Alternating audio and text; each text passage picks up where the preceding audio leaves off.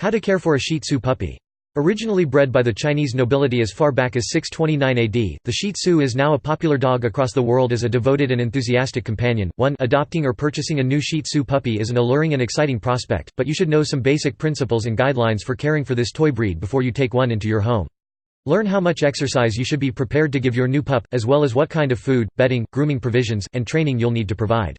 Preparing a safe and welcoming household.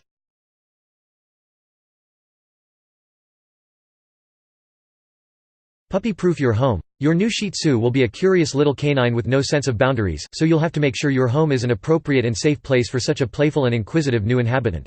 Place all shoes and chewable items out of reach, install locks on cabinets containing harmful household chemicals, and bundle up and remove any exposed cords which could look like tempting chew toys. Also, ask that everyone in the house keep closet and outer doors closed when your new dog arrives so that it can't get into any mischief or accidentally escape your home. You might know to keep bags of dog kibble tucked into locked cabinets or bins, but don't forget that dogs, and especially puppies, are attracted to people foods as well.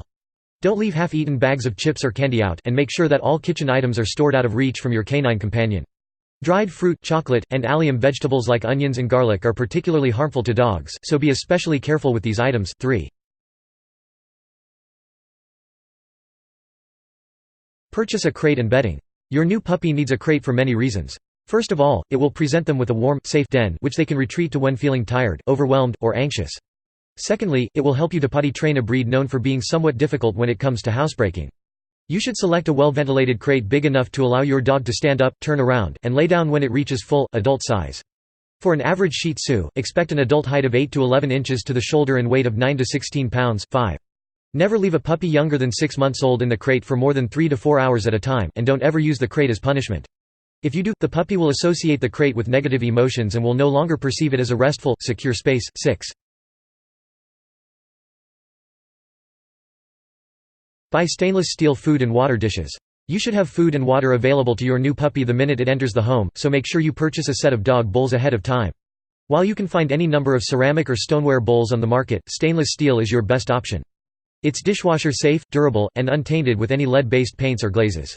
When you first bring your puppy home, you might want to feed it the food its shelter or breeder was feeding in order to ease the transition.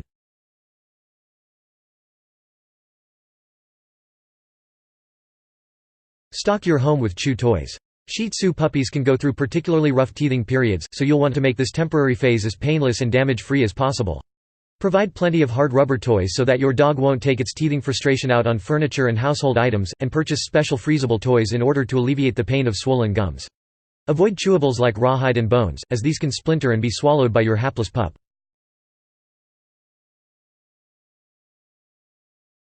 Make sure you have an appropriately sized collar and leash. Even at full size, your Shih Tzu won't be powerful enough to break away from an average leash, but you should still make sure that your walking supplies are sturdy and safe. Measure your puppy's neck and get a collar which can be adjusted as the dog grows. Avoid choke chains and collars with rings or other details which could snag on your puppy's teeth and present a choking hazard.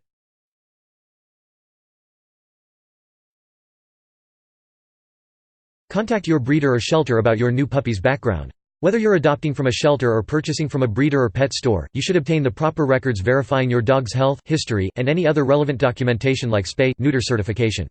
You should also ask a shelter or store employee for any behavioral issues or history of abuse which could impact how you bring the animal into your home. For example, if you find out from the shelter that your puppy had a bad experience in an abusive or otherwise volatile foster home, you should take special pains to make your puppy's transition peaceful and low-key. Keep music and household traffic to a minimum, and make sure your puppy's crate sits in a dark room removed from outside disruptions and noise.